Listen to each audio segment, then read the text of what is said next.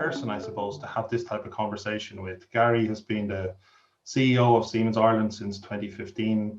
So he's dealing with challenges of senior leaders, but also I know he's passionate about people and culture. He has a master's in executive leadership. So this is very much, I think, on Gary's agenda. So Gary, you're very welcome to this chat this morning. Thank you, David, and thanks for the invitation to participate. And just from my side, a warm welcome to everybody online. Brilliant. So Gary, just to kick off this conversation about team coaching in Siemens and coaching in general in Siemens, could you take us back to from your experience where this all started in Siemens? Siemens has been around for a long time as an organization.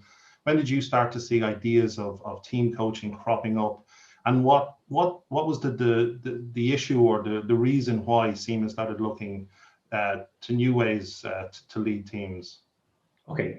Can I start by telling you a phrase which I've heard only very recently, but it really, really resonated with me. And it goes something like, the more you manage people, the more you have to manage. And the more you lead people, the less you have to manage.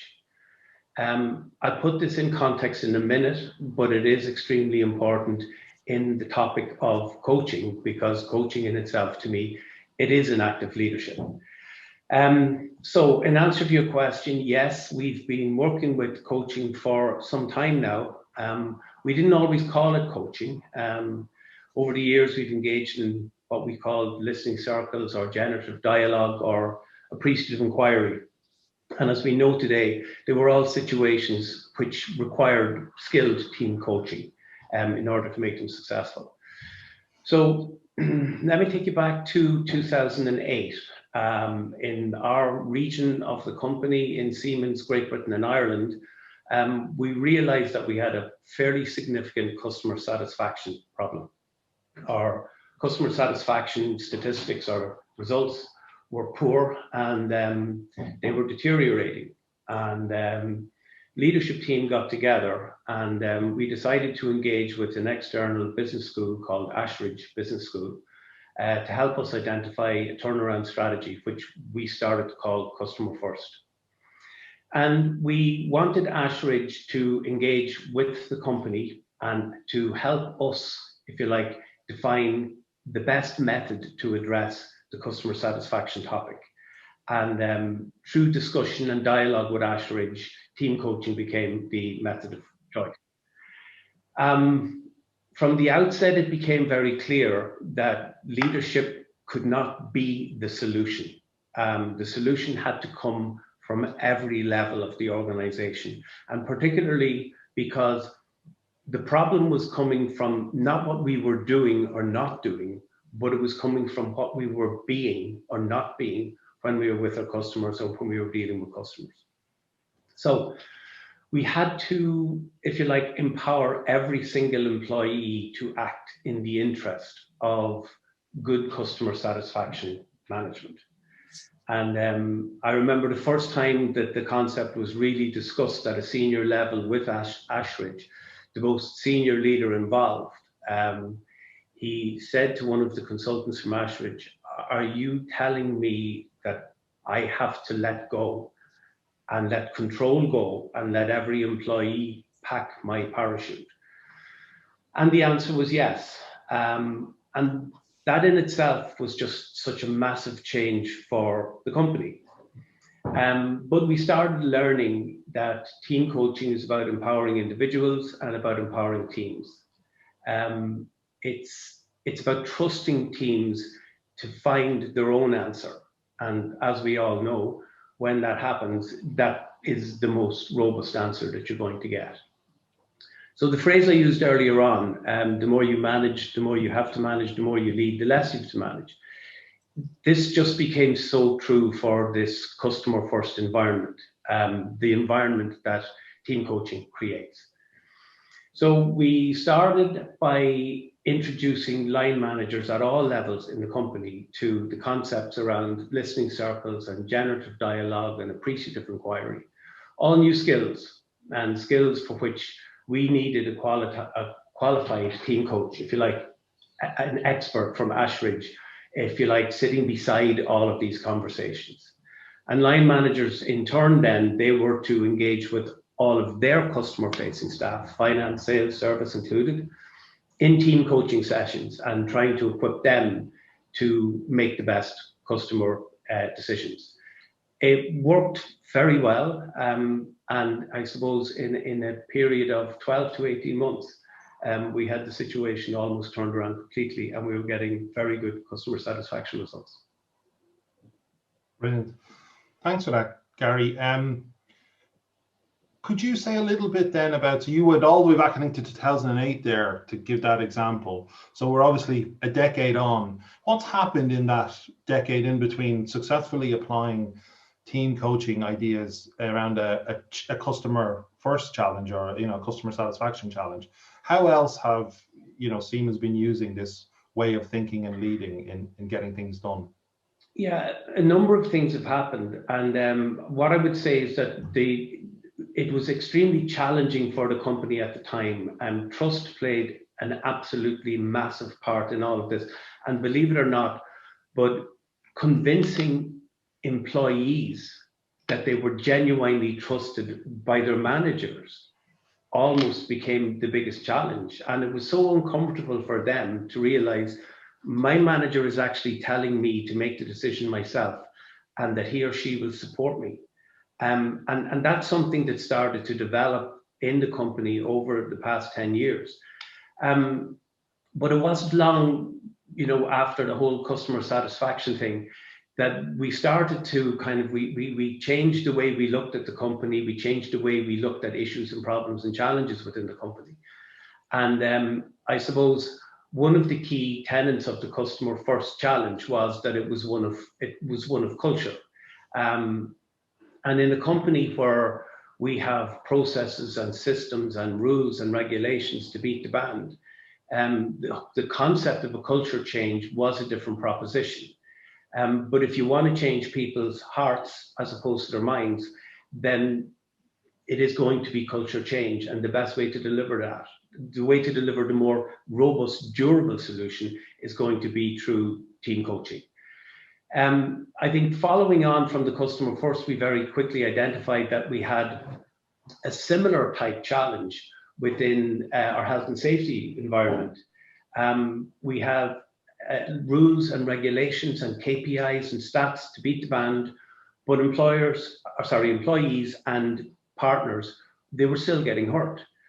So we decided to approach the whole health and safety question differently. Not replacing the rules, but trying to complement them with, if you like, behaviors and culture change.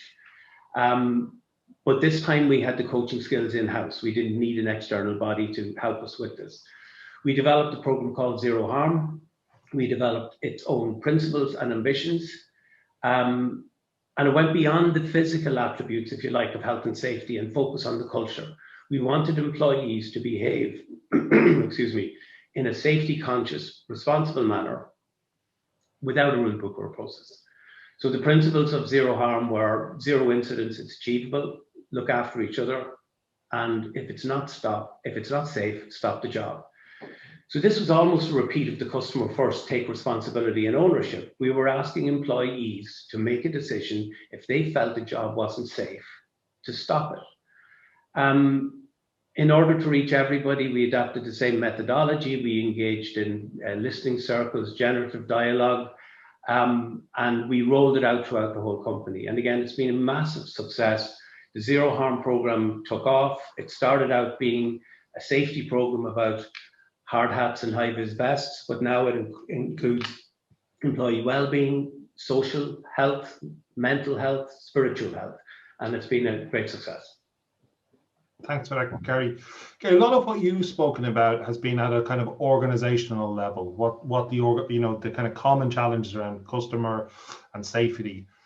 What's changed in how you work with your team? So if maybe you have a monthly meeting or a leadership team meeting, practically, what's changed in what would be different about your meetings today versus 10 years ago? How are you meeting and working together in new ways?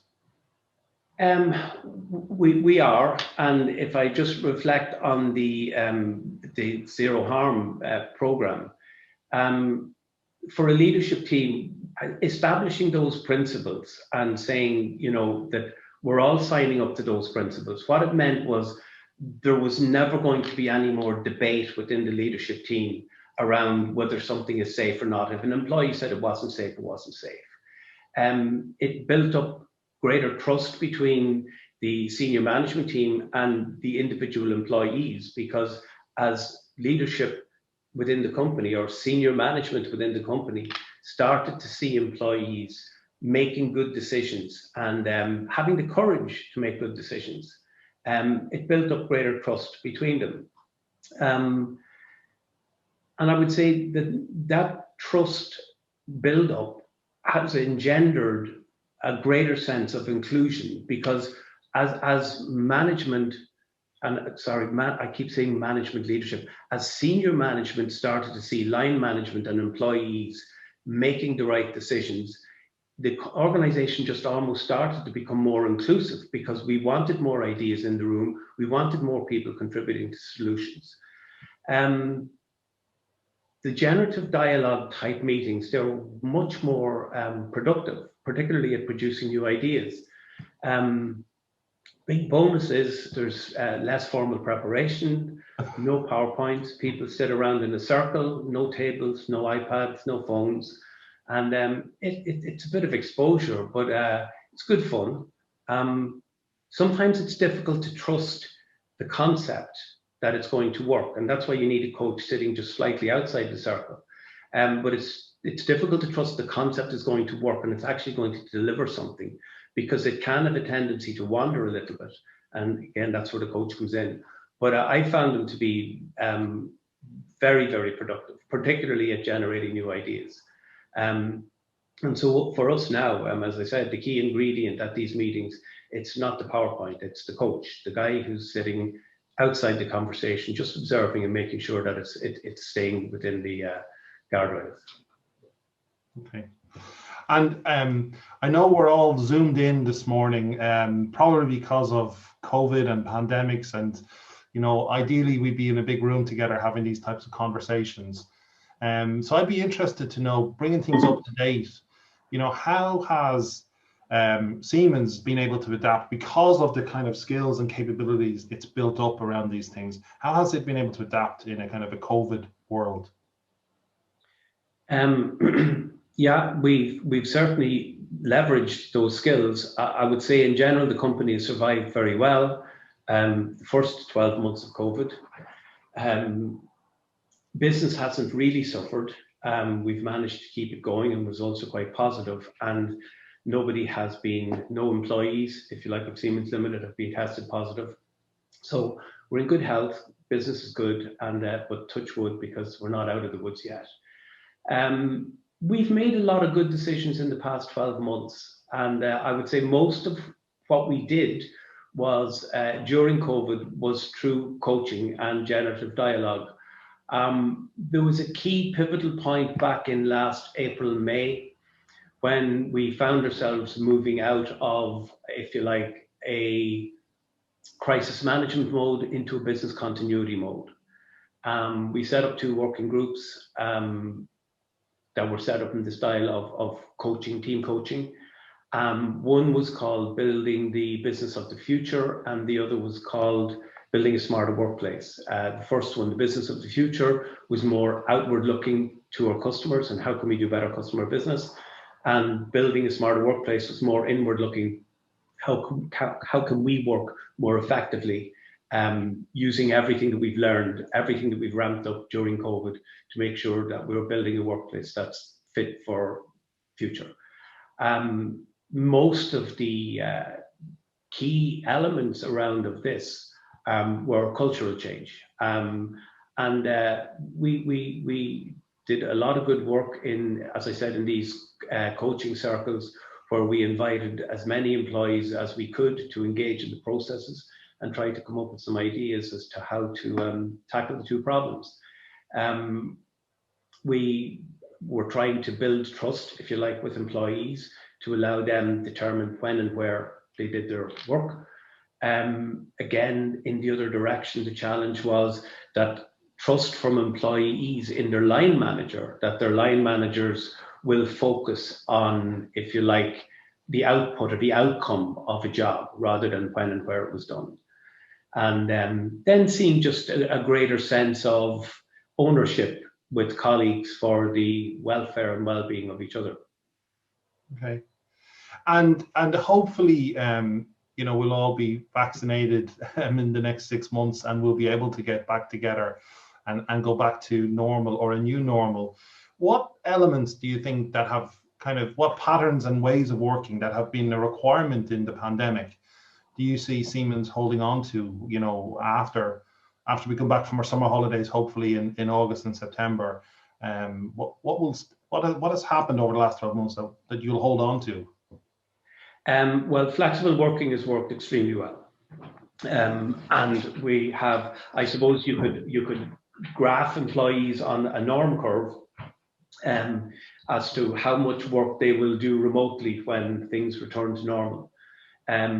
There will be some that will still have a high degree of in-office work. Some will be totally working remotely, and then the rest of us will be somewhere in the middle.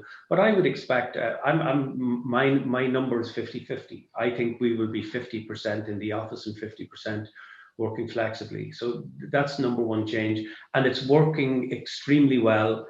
From a business point of view, there are challenges, and I'm lucky my children are grown up. I genuinely feel for people with young children and teenage children, it's a completely different proposition. So when I say flexible working is working very well, I'm talking about the mechanics of it. There still are challenges in and around the area of creating a buffer between work and home. I'm in the office today. I like getting in on a Friday. When I leave the office this evening at 4 o'clock, 5 o'clock, it creates a hiatus between the office and my home. And it's something which an awful lot of people have left. When people want to go out of work for their weekend, they're just literally opening a door and walking to the other side.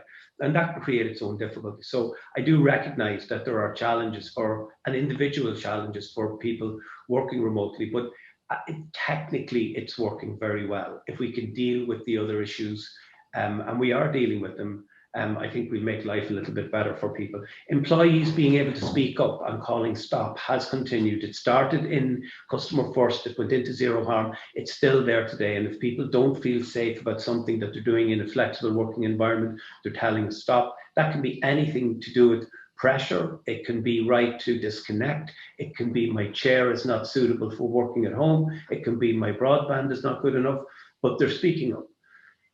More digital communications. We've developed our skills in that area and are improving very well. More frequent employee communications. We had a level which has been intensified with COVID, and we've got a lot of feedback saying that's the right level, keep it up there. Greater productivity. Our work rate hasn't dropped, but yet we have so much of the travel time has been saved. And I'd like to think that that's a blend of that employees are giving some of that discretionary time to Siemens, but they're using some of it for their family, creating greater work-life balance. And then the last thing I would say that I think has changed very dramatically is meeting etiquette. To me, it has just changed how people are more respectful, they're listening, they're more inclusive. And I think that the COVID meeting has set the bar for meetings, whether they're fully in person, fully remote, or a hybrid going forward. I think we see that sense of positive etiquette here to stay. Brilliant. I suppose maybe the last kind of getting towards the end of this conversation, where do you see this going in the future beyond kind of end of this year and getting through the pandemic? The next 5 years, Gary, what are the big challenges Siemens will need to respond to, and how are you going to use team coaching in that response? We had already identified a challenge, and I suppose before COVID started this time last year, we were kind of struggling with it and trying to figure out how we were going to deal with it. And we became familiar with the concept of an adaptive challenge as opposed to a technical challenge. And I know you know this stuff backwards, David, but an adaptive challenge is something where the answer is not always clear, and you need to do some generative dialogue. You need to do some thinking and some innovative thinking around where you're going to get the solution from. And as I always say, Siemens are really, really good at solving technical problems. If it's some engineering work or design, we're very good at doing it. When it comes to something where you don't know the answer, we're starting to develop the skill sets, if you like, around that. And we're choosing that coaching environment to try to develop those skills. So if you like, one of the key challenges now at the moment is the whole concept around selling digitalization. Many of our customers are asking themselves the question, now that I'm in this era where I'm hearing all around me that there are companies that are forging new value streams, they're generating new revenue streams, they're cutting costs, they're increasing their sustainability, they're decreasing their carbon footprint by using data. And a lot of companies are asking themselves, how do we use data to improve or better what we do as an organization? And I'll use the term just loosely, the value that we create. So for us in Siemens, this is an adaptive challenge. How do we pivot? How do we become an organization that can engage with customers at C-level? And instead of asking them what's the engineering problem or the technical problem that they want solved, it's us asking them, where do you see yourself in 5 years' time? Where do you want to be?